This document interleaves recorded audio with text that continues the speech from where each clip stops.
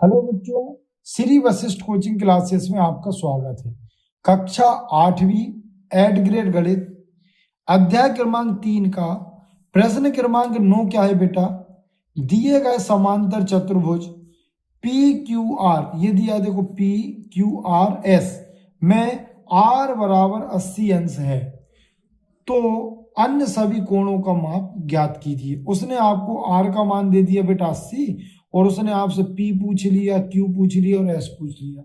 सबसे आसान प्रश्न है बेटा, एमपी बोर्ड इस टाइप के प्रश्न को पूछता है, क्योंकि देखो आपकी जो 8वीं ये बोर्ड है, बोर्ड पैटर्न के पेपर होते हैं, तो ये बहुत इंपॉर्टेंट प्रश्न है एमपी बोर्ड की दृष्टि से, ठीक है ना। तो इस प्रश्न को हम कैसे हल करेंगे, तो देखो सबसे हम पहले लिखेंगे भैया हमको उसने दे रखा है कोण आर बराबर 80 अंश।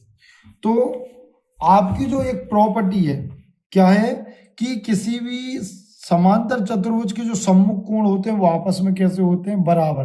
तो आप लिख सकते हो कोण आर बराबर कोण पी।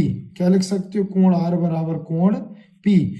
तो आपको बताना पड़ेगा कि भाई कैसे लिख सकते हैं, तो आपको यहां पर दर्शाना पड़ेगा सम्मुख समांतर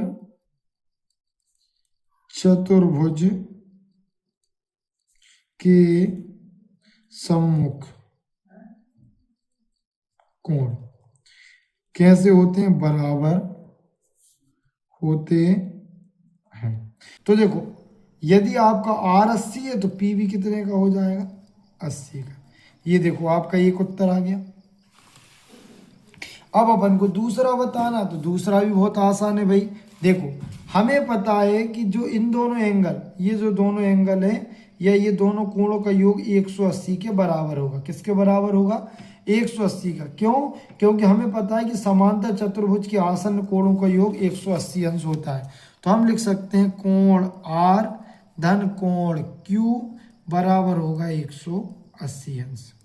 और यहां पर हम लिख देंगे आसन्न कोणों का योग। ठीक है। अब हमें पता है कि सर आर हमको 80 दे रखा है, या हम 80 लिख लेंगे। तो अपने आप हमारा देखो जब इसको हल करेंगे तो आपका जो 80 है उसका पक्षांतर इस साइड हो जाएगा तो धन का ऋण हो जाएगा। तो जब 180 में से 80 घटाएंगे तो हमारा जाएगा 100 अंश। तो देखो हमारा पी भी आ गया, क्यू भी आ गया। अब जैसे ही हमारा क्यू आया 100 तो ऑटोमेटिक आपका एस भी कितना आ जाएगा? 100। तो हम लिख देंगे कोण क्यू बराबर कोण एस और यहां पर लिख देंगे सम्मुख कोण।